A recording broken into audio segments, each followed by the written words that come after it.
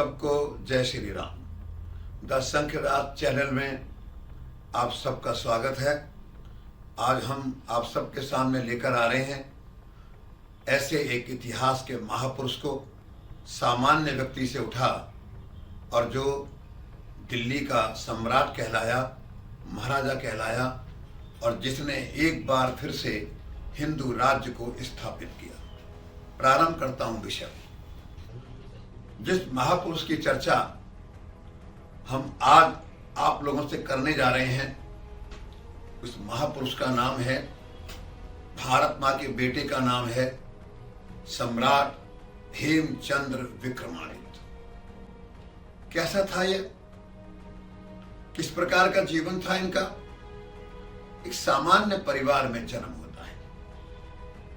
छोटे से दुकानदार, छोटा सा काम, अपनी दुकान नमक की, और अपनी क्षमता के दम पर, अपनी हिम्मत साहस के दम पर, अपने नेतृत्व के गुणों के कारण, अपनी वीरता और साहस के कारण ये व्यक्ति 22 लड़ाइयां जीवन में लड़ता है, 22 लड़ाइयों को जीतता है, दिल्ली की गद्दी पर बैठता है, हिंदू राज्य की घोषणा करता है और इतिहास के अंदर वो ऐसा काम करके चला जाता है जो हमको आज भी प्रेरणा देता है, हमको बहुत कुछ सिखाता है।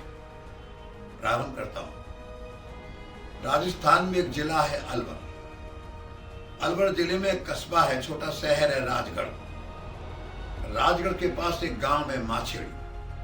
माछेड़ी गांव के अंदर एक भार्गव परिवार में आपका जन्म होता है। आपके पिता पूजा पाठ और बाद में तो उन्होंने संत की दीक्षा भी ले ली और वो संत भी हो गए। और ये उस गांव में जन्म लेकर थोड़े दिन के बाद रेवाड़ी, कतौपुर मोहल्ला कहिए, कतौपुर गांव कहिए, अपने काका के पास, अपने चाचा के पास आ जाते हैं।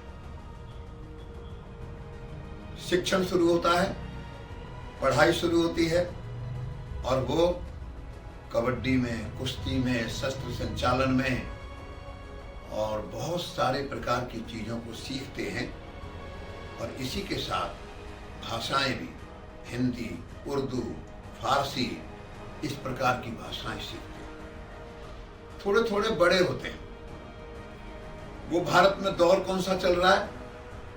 वो भारत में दौर चल रहा है कि इस्लाम की सत्ता भारत के अंदर अपने अत्याचार, अपने अन्याय जारी रखती है। इधर ये बड़े होते हैं, उदाहरण को पता लगता है कोई फरगना से बाबर आया, पानीपत के मैदान में पहली लड़ाई हुई, इब्राहिम लोदी हार गए और उसके बाद खानवा के युद्ध में महाराणा संग्राम सिंह पहले तो जीते, बाद में हार गए। अब ये जो युवक बड़ा हो रहा है, धीरे धीरे सब बातों पर विचार करना प्रारंभ करता है। मेरे देश में आक्रमणकारी बाहर से क्यों आते हैं? मंदिर क्यों तोड़ते हैं? काम क्यों जलाते हैं? बहन बेटियों को क्यों उठाते हैं? और मंदिर, मूर्तियां खंडित क्यों करते हैं? इनका हमने बिगाड़ा क्या है? ऐसे मन में चिंतन चलता है। और महाराणा संग्राम सिंह जब खानवा के युद्ध में हार जाते हैं, इनकी चिंता और बढ़ जाती है, देश का क्या होगा। चिंतनशील थे, शुरू से इन बातों का विचार करते थे। अपने दोस्तों के साथ, अपने मित्रों के साथ, अपने शिक्षकों के साथ इन सब बातों पर विचार करते हैं। हमको क्या करना चाहिए? क्या इनको घटनाओं को सुनकर के बैठ जाएं? हम कुछ नहीं करें, जो होता है वो होने दें? इससे तो आने वाले समय में देश पर और भी बड़ा संकट आ जाएगा। इन सब बातों पर विचार करके, उस समय की परिस्थिति का विचार करके ये लोग तय करते हैं हमको कुछ तो करना पड़ेगा। एक तरफ बाबर का बेटा हुमायूं मुगल सत्ता है, दूसरी तरफ शेर शाह सूरी वो भी धीरे धीरे खड़ा होता है। शेर शाह सूरी अफगान से आया हुआ है। एक तरफ मुगल, एक तरफ अफगान, दोनों एक दूसरे के विरोधी। बाबर की मृत्यु के बाद आगरा दिल्ली पर हुमायूं काबिज हो जाते हैं। हुमायूं को राज सत्ता मिल जाती है। उधर शेर शाह सूरी भी धीरे धीरे करके बड़े हो रहे हैं, अपने राज्य का विस्तार कर रहे हैं। बंगाल उनके अंदर उनका प्रभाव था। धीरे धीरे वो अपने कार्य क्षेत्र का विस्तार करते हैं। इधर ये दोनों शक्तियां खड़ी हो रही हैं। उधर देखिए हेमचंद्र विक्रमादित्य अपने साथियों के साथ तय करता है हमको क्या करना चाहिए। बाबर के साथ तोप खाना आ चुका था। तोप एक बहुत बड़ी ताकत थी। जिनके पास तोप ज्यादा होगा, जिनके पास तोप खाना बड़ा होगा, वो एक ताकत मानी जाएगी और उसकी विजय होगी। इस प्रकार का एक बाबर अपने साथ तोप खाना लेकर के आया था। अब अगर तोप है तो तोप के लिए बारूद चाहिए, और अगर बारूद है तो बारूद के साथ उसके लिए शोरा चाहिए। इन्होंने सोचा तोप की जरूरत दोनों को, बारूद की जरूरत दोनों को, शोरे की जरूरत दोनों को, पर हम किसको दें? उन्होंने विचार करके देखा बजाय हुमायूं के हम शेर शाह सूरी के साथ जुड़ते हैं। हमको वो ज्यादा अच्छा रहेगा आगे की रणनीति, आगे की स्ट्रेटेजी की दृष्टि से। ये धीरे धीरे आगे बढ़ना शुरू करते हैं। अन्न की सप्लाई शुरू करते हैं, शोरे की सप्लाई शुरू करते हैं। धीरे धीरे शेर शाह सूरी के नजदीक पहुंचना शुरू होते हैं। 1539 में शेर शाह सूरी हमला बोलता है हुमायूं के ऊपर और एक ही झटके में हुमायूं को हरा करके भागने पर मजबूर कर देता है और दिल्ली की गद्दी पर शेर शाह सूरी का कब्जा हो जाता है। शेर शाह सूरी का नियंत्रण हो जाता है। हुमायूं भाग करके दूर कहीं काबुल की ओर चला जाता है। धीरे धीरे संबंध बनने लगे। शेर शाह सूरी को भी इनकी गुणवत्ता ध्यान में आने लगी। कुछ लोगों ने शेर शाह सूरी को बताया हेमचंद्र विक्रमादित्य एक अच्छा एडमिनिस्ट्रेटर, अच्छा प्रशासनिक अधिकारी, बहुत अच्छा व्यवस्था प्रिय, जो काम इसकी जिम्मे लगाओगे वो काम निश्चित रूप से हो जाएगा। धीरे धीरे इनका काम भी बढ़ने लगता है। पहले इनको अन्न की सप्लाई, फिर इनको शोरे की सप्लाई, और इसके बाद इनकी जिम्मे खाद्य डिपार्टमेंट इनकी जिम्मे लग जाता है और शेर शाह सूरी के काफी निकट आ जाते हैं।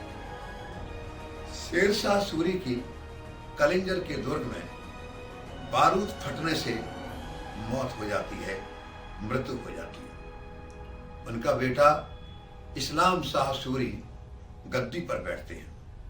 इस्लाम शाह सूरी का जिन्होंने विरोध किया, उनको बड़े तरीके से हेमचंद्र विक्रमादित्य जी ने, हेमू जी ने उनको लड़ करके अलवर में, ग्वालियर में, जहां जहां विद्रोह हुआ, खानवा में जहां जहां विद्रोह हुआ, विरोध हुआ, वहां पर उनको समाप्त कर दिया और इस्लाम शाह के बहुत नजदीक आ गए, बहुत नजदीक आ गए।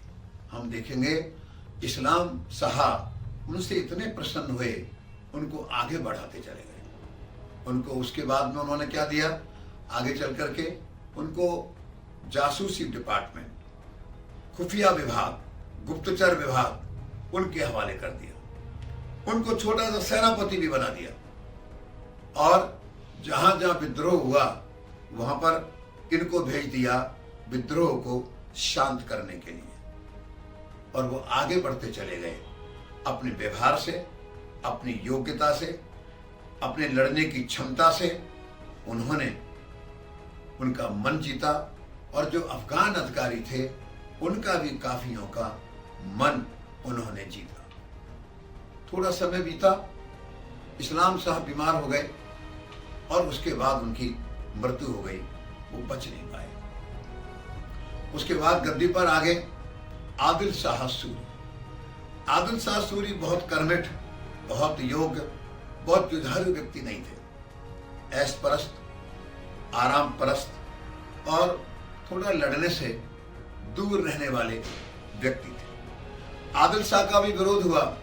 जिन सामंतों ने, जिन सेनापतियों ने विरोध किया, उनको बड़ी कुशलता से लड़कर, मारकर, प्यार से, पैसे से मैनेज करके उनको हेमचंद जी ने, हेमू जी ने उनको शांत कर दिया। आगे चलकर क्या हुआ कि जब और विद्रोह होने लगा और थोड़ी दिक्कत आने लगी, आदिल शाह ने इनको सेनापति भी बना दिया, इनको प्रधानमंत्री भी बना दिया। प्रधानमंत्री, सेनापति दोनों बना दिया।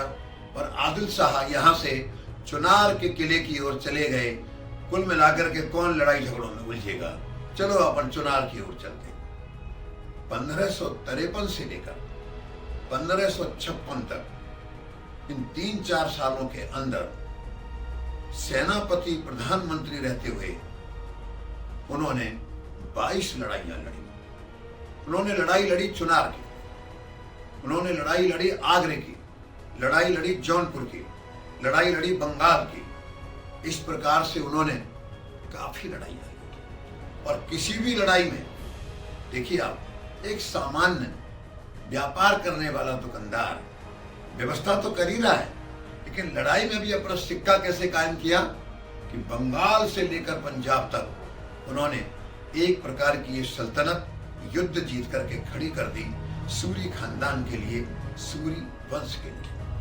और जब वो चुनार की तरफ गए, किले की तरफ गए, इनकी जब में सब कुछ छोड़ गए, उन्होंने इतने सारे युद्ध जीते, एक प्रकार से पूरी सत्ता सूरी वंश की पंजाब से बंगाल तक आपके हाथ के अंदर आ गई। इनके मन में भी विचार उठ रहे थे, हुमायूं को तो हमने हरा दिया और अब सारी सत्ता मेरे पास है, सूरी वंश की, प्रधानमंत्री भी मैं हूं, सेनापति भी मैं हूं।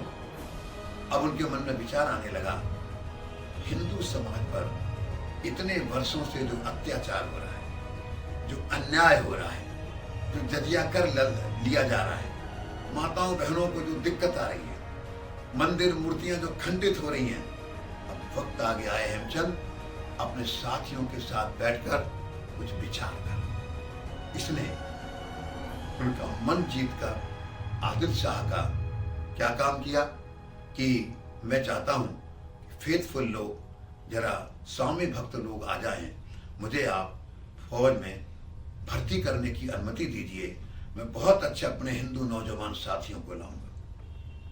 इसने एक अच्छी संख्या में हिंदू नौजवान साथियों को उसके अंदर उन्होंने शामिल कर दिया और काफी जगह पर अफगान अधिकारियों को नाराज ना करते हुए हिंदू अधिकारियों को धीरे धीरे आगे बढ़ाना शुरू कर दिया। कुल मिलाकर एक हिंदू क्रांति की तैयारी इन्होंने शुरू कर दी। जब उन्होंने 22 युद्ध जीत लिए, लेकिन अभी दिल्ली पर जो कब्जा था, अभी दिल्ली पर कब्जा नहीं हो पाया था। ये अपनी सेना लेकर के आगे बढ़े। कितनी सेना थी? 50,000 सेना, हाथी, तो घुड़सवार सेना लेकर के चले। कुतुब मीनार से 5 मील दूर इन्होंने वहां पर तुगलकाबाद में लेकर के अपनी सेना का डेरा डाल दिया। दिल्ली की जानकारी ली। उस समय जो दिल्ली का सूबेदार था और जिसके हाथ में सेना की कमान थी, उसके साथ उसने तैयारी की लड़ाई की। और लड़ाई की जो तैयारी की इसने, तो उसने मुकाबला करने का प्रयास तो किया, पर वो बहुत ज्यादा लड़ नहीं पाया। वो इनके नाम से हेमचंद विक्रमादित्य का इतना नाम था, हेमू का इतना नाम था, मुगल सेनापति, मुगल वजीर कांप जाते थे, डर जाते थे, लड़ाई करने की हिम्मत नहीं करते। लड़ाई हुई, छोटी मोटी लड़ाई हुई, लेकिन वो भाग गया सूबेदार अपनी सेना के साथ। 3000 मुगल सैनिक इन्होंने मौत के घाट उतार दिए और दिल्ली पर 6 अक्टूबर सन 1556 को इन्होंने दिल्ली पर कब्जा कर लिया। भाई और बहनों, द शंखनाद चैनल जिसमें आपने अभी ये सुना है, एक निवेदन आप सबसे कर रहा हूँ, आप सब इसको देखें, सब्सक्राइब करें, इसको लाइक करें और इसको आगे भी लेकर के जाएं, जिससे हम लोगों का भी उत्साह बढ़ता है कि हम ठीक काम कर रहे हैं। हम और अच्छे अच्छे महापुरुषों की जीवनी और अच्छे अच्छे विषय देश धर्म के बारे में लेकर के आए, हमारा उत्साह बढ़ेगा और हमको लगेगा आप लोग इसको पसंद कर रहे हैं और ये चीज़ें हमारी और आगे जाएंगी, हम बहुत कुछ लेकर के आएंगे। जय श्री